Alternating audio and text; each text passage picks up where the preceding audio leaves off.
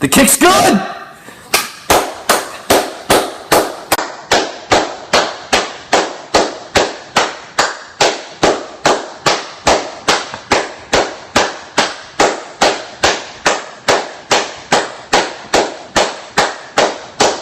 The slow clap of excellence. Spectacular win. Marcus Marigota goes on the road in Hoth. It's minus 180 degrees centigrade on the field. He's from Hawaii. He's never played anywhere, but you know what doesn't matter? When you've got motherfucking ice water in your veins, it doesn't matter what the temperature is. When you are Marcus Marigota, you make motherfucking plays. That, my friends, is clutch. That's what a top 5 quarterback does. He goes on the road in December, 0 degrees on the field, and he fucking wrecks it. Comes back from down, 17-7 in the fourth quarter. Comes back with whatever the math is, all those unanswered points.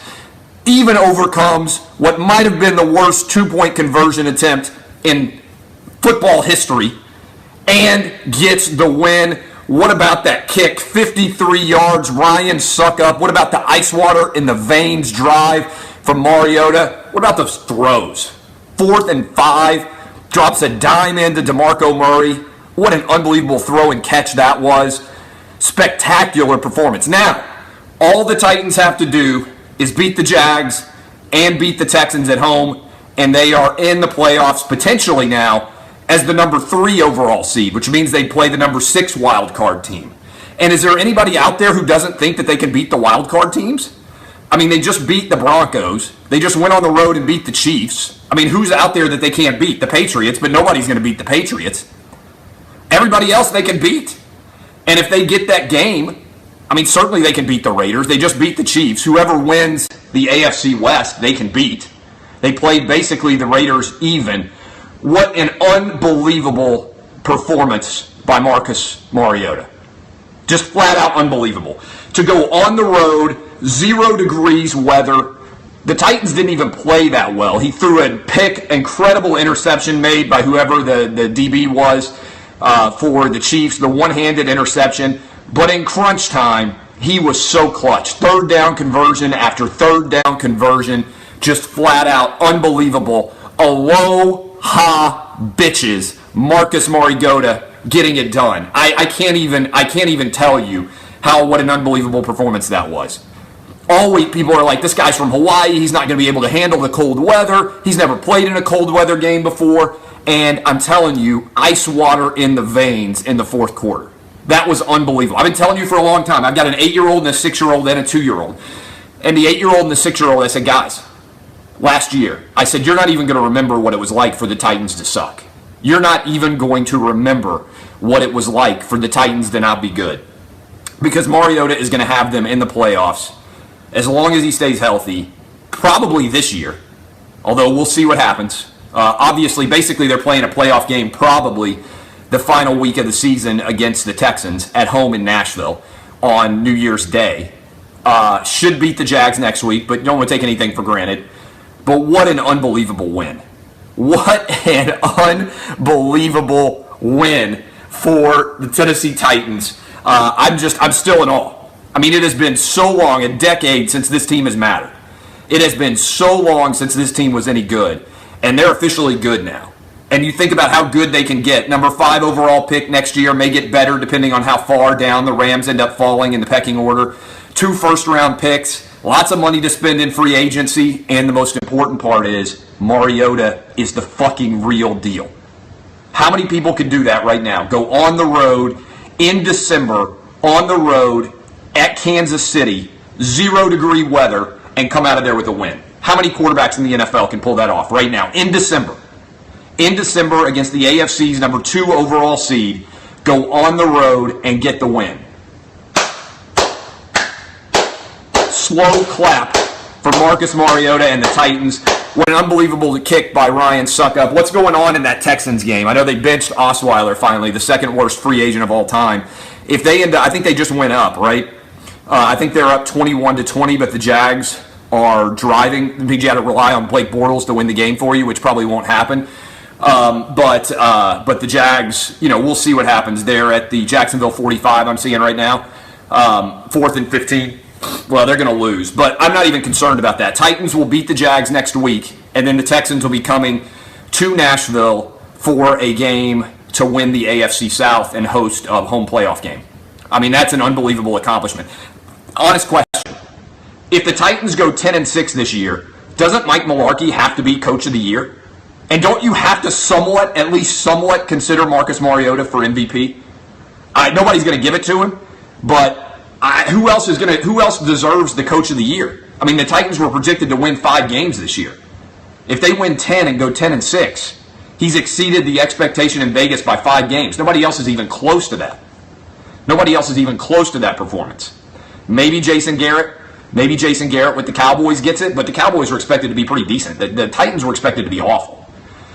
What an unbelievable performance. Just a flat-out unbelievable performance by Marcus Mariota. If you doubted him, a lot of you do. A lot of haters out there, and I've been saying, trust me, this guy's legit. He's just 23 years old, but he is so clutch. Ice water in the veins. Aloha, bitches. What an unbelievable performance. All right, what happened in the game with the Jags and the Texans? One of you guys probably has that on. One of you guys, the thing about Mularkey is it's not so much Mularkey, although I think he's fine. It's all about the quarterback that you have in the NFL, and he's just that good. 4th and 15 still. Okay. An incredible performance. Just flat out incredible performance from the Titans. I'll respond to your questions right now. Keep me updated on what happens in that Texans-Jags game. Although, again, I don't think it really matters. I mean, I would like for the Titans to be in first place by themselves, but they're still going to have to beat the Texans the last week of the season. So it's really not going to matter, unless the Texans just totally fall apart down the stretch. It's really not going to matter that much. They're going to have to beat the Texans regardless. But to keep pace and win this game, this is as big as a win as the Titans have had in a decade.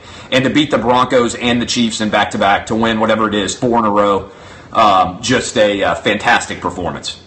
Absolutely fantastic performance by Mariota to get that win. I mean, I wish I had a camera on me running around my downstairs when that ball went through. And how about Andy Reid taking the timeout and giving Suckup the opportunity to try the 53-yard field goal? He left it short. Let's not underrate banging through a 53-yard field goal on the road in those conditions. How much did that ball weigh? 190 pounds? I mean, the pressure on that kick. He left it short the first time. Second time, he just bombed it. I mean, he caught it clean. It was like when you're in the tee box and you hit one as perfect as you can. Thanks to Andy Reid for giving him an opportunity to get his leg loose and try that first one, because the first one was short from 53. I mean, he hit the bottom of the goalpost. Both of them were perfectly straight, but the second one was an incredible performance. So the Texans win, which means it's going to be even more crushing to them when they come into Nashville and get their asses kicked. Titans are going to go 10-6 and win the AFC South. It's done. It's done. Write it in stone. Titans are going 10-6 and winning the AFC South. I have no doubt now after watching what they did against Kansas City. As long as Mariota stays healthy.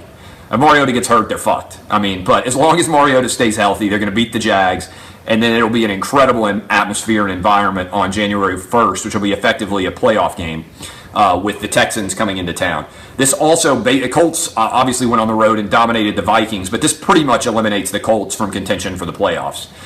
With both the Texans and the Titans winning this week. They have a 1-game lead with 2 to go. Titans get the Jags. That's going to be a win. Titans will be 9-6. Even if the Texans lose, I guess that could end up in a 3-way tie at 9-7. The Texans would have the tiebreak based on division record, so it doesn't really matter. The Titans are going to have to win regardless in the final week of the season. So that is the story. That is incredible. If you didn't watch it, Ryan Suckup from 53 for the win. I didn't necessarily dislike going for 2. I disliked the play call. I think with the way that you're running the ball there, you put DeMarco Murray and Derrick Henry in the backfield, and maybe just give it to Henry. I mean, he's gotten like 4 yards on every carry so far, and he's great at the goal line. So I wouldn't have minded just handing off to Derrick Henry there and spreading him out and seeing if he could get in the end zone. The other thing is, I don't know how you run that play without Delanie Walker on the field. Delanie Walker's your best offensive weapon throwing the football. I don't know how you don't have him in for that formation. So I didn't dislike necessarily the decision to go for 2. It obviously changed the way that the Chiefs ran their possession, Because if you think about it, the Chiefs would have never run the ball 3 straight times if it were a tie game. The Chiefs would have come out and they would have tried to score and go down and attempt a field goal. If the Titans had made the 2-point conversion, then obviously the Chiefs would have gone down and tried to score anyway. Not getting the 2-point conversion actually led to the Chiefs running it 3 times to try to take the time off the clock. I didn't like Andy Reid's play call. I thought they got too cute with Alex Smith. You've got Travis Kelce. I don't think the Titans covered him all day. I would have gone play action on 3rd down and tried to hit Kelce on a slant over the middle. That's just my decision. I know the clock stops if you don't complete the pass, but I would want to try to get the ball to my best playmaker and use Alex Smith with that, relatively safe throw. I didn't like running Alex Smith in that situation. I think you go for the win there, and if you get a first down there, the game's over. I know it's a conservative call. The clock runs out, but I think guys are just now learning. You don't want to give Marcus Mariota the ball back with time on the clock. I mean, you just don't. Even if the Titans missed that field goal, they got down the field pretty fast. Obviously, the Titans didn't have any timeouts because Mularkey went 0 for 2 on challenges, which is tough. I thought the second challenge that he had, I didn't think they had the first down. And I will say this, I don't know why the NFL doesn't always have a camera right down the first down line. As many cameras as there are for CBS and Fox, I don't know why one of them isn't literally right down the line. Same thing with goal line situations. Like, literally, I want a camera that runs the length of the first down line. Because I don't think the Chiefs got that first down. It didn't end up mattering that much. I thought they were like a half yard short, but I don't think you could definitively tell by the feed that they had because it was at an angle. It wasn't an ideal situation. Jags got the ball back. How did that happen? They still had their timeout, so they've got the ball back. Who do the Titans pick with the top 5 pick? It's got to be a DB. The Titans' corners are garbage. If they can go get the best corner, whoever they decide is the best corner in the league, I would be ecstatic with that decision. Top 5 pick. I wouldn't mind if they drafted 2 starting corners because their secondary is just awful. I'd like to see them go try to sign somebody like Eric Berry, a really high-end safety. The advantage the Titans have right now is that they've got Marcus Mariota under his rookie contract. So for the next couple of years, they have a quarterback way less than his market value is going to be, right? Eventually, Mariota is going to make over $20 million a year as a quarterback in this league. But for the next 2 years, kind of like what the Seahawks did with Russell Wilson, they could theoretically go out and be able to spend a lot of money on free agents, get 2 good starters without having to give Mariota his full, $20 million a year that he's going to have justify based on the open market. So I think the Titans, I said this the other day, people got furious with me, but I tweeted, if the Titans go get a decent couple of guys in the secondary and maybe could sign like an Alshon Jeffrey, somebody who can stretch the field, a big-time playmaking wide receiver, I think the Titans could make a run at being one of the top teams in the AFC next year. I mean, hell, I think they're going to win 10 this year. Bortles inside the 10. Well, there's nobody you'd rather have inside the 10 with a minute 10 to go than Blake Bortles. Nobody more clutch. He's going to throw a pick 6. I mean, that's what's going to happen. So we'll see what happens on that drive. But obviously, it really doesn't matter unless the Texans go out and lose to they play the Bengals next week. If the Texans lost this game and they lost to the Bengals, then the game against the Titans wouldn't even matter. The Titans would clinch the division. I think that's right? Potentially with a Raiders defeat of the Colts next weekend and with the Titans beating the Jags. So then the Titans would be 9-6, and the best that the Texans could do would be 8-8. That's the only way it can possibly matter. Pick. There you go. What did I say? Go back and rerun it. What did I say? Bortles is going to throw a pick. That's what Bortles does. I feel bad for Jags fans. Maybe they're going to bench him this week. I hope they leave him in to play against the Titans. But go back, rewind the tape. What did I say? Blake Bortles. I said he'd throw a pick 6. He didn't throw a pick 6, but he threw a pick. I mean, Blake Bortles is going to throw a pick. He's awful.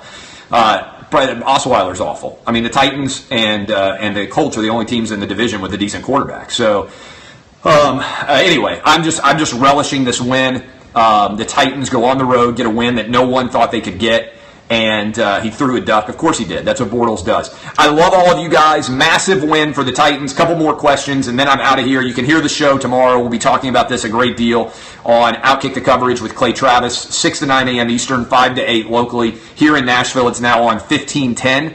It's now on 1510 a.m. WLAC. All 3 hours of the show will be reacting to all the big games of the NFL weekend, as well as talking about the mess that is the Oklahoma situation with Joe Mixon.